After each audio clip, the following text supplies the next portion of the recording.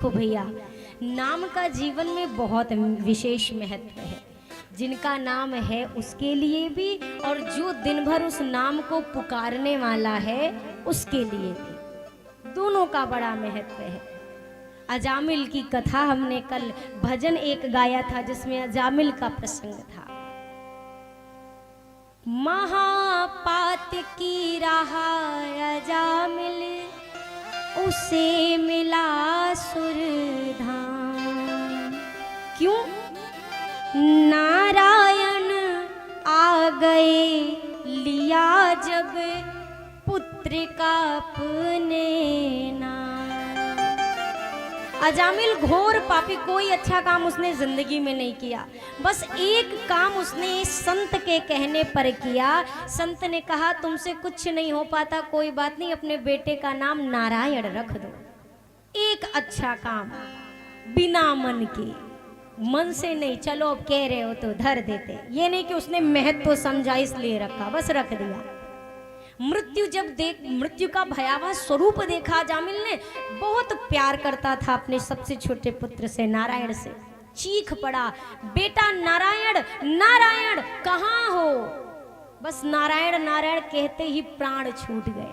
संत कहते हैं एक तरफ यम के दूत आए, एक तरफ भगवान के पार्षद आए। यमदूतों ने कहा पापी है, हम लेके जाएंगे। पार्षदों ने कहा किया होगा जो पाप, अंतराम कही आवत नहीं, अंतिम समय में इसने नारायण कहा है। यमदूतों ने कहा रे आपको इतना भी नहीं पता, इसने भगवान नारायण को नहीं अपने बेटवा नारायण को बुलाया है। पार्षदों ने कहा एक बात बताओ, इस संसार में इसका बेटा नारायण पहले आया है कि भगवान नारायण पहले आए हैं? भगवान के नाम पे इसके बेटे का नाम है, इसका मतलब ये उन्हीं नारायण को याद कर रहा था। प्रभु के नाम जप में बड़ी सामर्थ्य है भैया। मैं बार बार आपसे एक प्रार्थना करूं, आज चौथा दिन है, फिर कहती हूं, भगवान का भजन करने के लिए अलग से वक्त मिलने वाला नहीं है। कहां से अलग से वक्त मिलेगा? प्रभु ने गृहस्थ आश्रम का धर्म दिया है जिसमें 10 जिम्मेदारियां हैं। अब अगर आप ये कहो हम सबको छोड़कर जाएंगे भजन करने, भूल कर भी मत सोचिएगा। अगर आपके ऊपर भगवान ने जिम्मेदारी परिवार की दी है तो आपका कर्तव्य है उस जिम्मेदारी का निर्वाह करना। अगर घर में सयानी बिटिया है और आप कहो नहीं नहीं अब तो हमें भजन करने का चढ़ गया है खुमार, अब हम सब छोड़ के भजन करेंगे, आप सही मार्ग के बजाय कुछ गलत कर दोगे, क्योंकि ये कन्या का उत्तरदायित्व है आपके ऊपर। उससे मुक्त हो जाइए, फिर आप जाइए भजन करिए। और दूसरी बात, जोश में घर नहीं छोड़ा जाता है, होश में घर छोड़ा जाता है।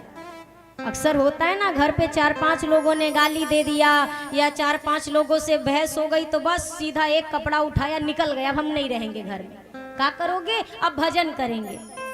ये जो भजन आपका होगा ना, ये टिकाऊ हो सकता है पर चलाऊ होने वाला, चलाऊ होगा, टिकाऊ नहीं होगा। साधु बनना कठिन है, चढ़ना पेड़ खजूर, चढ़े सो चाखे प्रेम रस और गिरे तो चकनाचूर। साधु, अब आप समझिए, मानस जी में स्पष्ट वर्णन है कि साधु का तात्पर्य सिर्फ वैराग्य जिसने लिया हो उससे नहीं होता है। साधु एक तरह के व्यवहार और भाव का नाम है। विभीषण जी के प्रसंग में कहा ना, तुम सारीखे संत प्रिय मोरे, धरो देह नहीं आन निहोरे। वो कहाँ संत थे? वैराग्य दीक्षा तो नहीं ली। तन का विरागी हो जाना हरि कृपा है भैया। आप घर में रह के बस मन से विरागी बने रहो।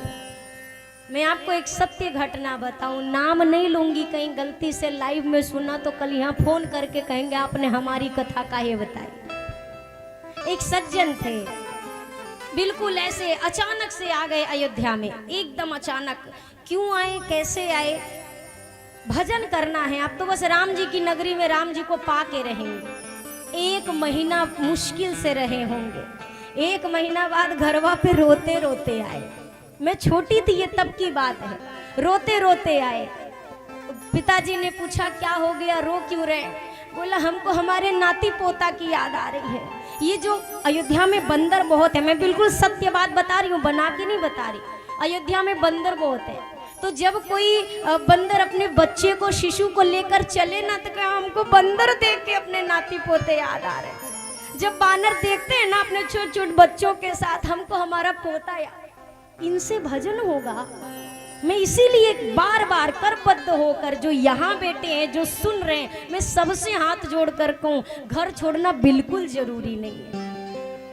अगर आप ये सोचते हैं सब त्यागने से भगवान मिल जाएगा ना, तो मन से त्यागो, तो घर के राज सुख में बैठे रहो अम्बरीश जी की तरह, कोई चिंता नहीं है। श्री अम्बरीश जी महाराज राजा थे, चक्रवर्ती सम्राट थे, लेकिन बस अपने कर्म को ही उन्होंने ठाकुर जी की सेवा बना लिया। भगवान उन पर रीझे हैं।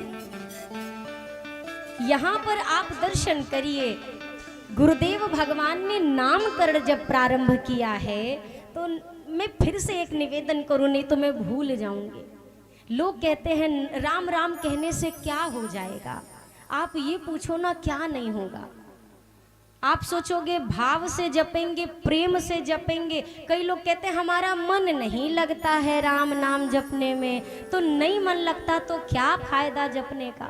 एक बात बताइए, मान लीजिए एक विष का कोई कुआं है, जहर का कोई कुआं है, आप उसमें अनजाने से गिर जाइए या कोई ढकेल दे या आप अपने मन से ही कूद जाओ, तो जहर क्या काम करेगा? बोलिए, मारेगा ना, क्योंकि ये उसका कर्म है, ये उसका काम है मृत्यु देना। जहर का कार्य है मारना। और मान लीजिए आप अमृत से भरे हुए कुएं में गिर जाओ, कोई धक्का दे दे या खुद कूद जाओ छलांग मार के, अब अमृत क्या काम करेगा?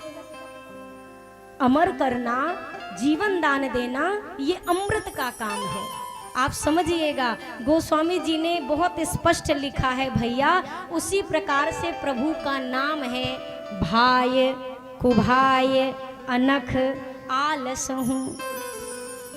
कितने प्रकार बता दिए। भाय का मतलब भाव से जपो राम राम, कुभाय का मतलब बिना मन के राम राम, अनख का मतलब गुस्से में क्या राम राम, क्या 24 घंटे राम राम, आलसहू का मतलब राम राम राम। किसी भी प्रकार से नाम जपत मंगल दिशी दस हूँ। अग्नि का कार्य है जलाना, जाने में जलो, अनजाने में जाओ। जैसे करोगे उसी प्रकार प्रभु के नाम का कार्य है व्यक्ति को प्रभु के चरणों से जोड़ना। आप तो बस जपते रहो, आप केवल नाम जपते रहो।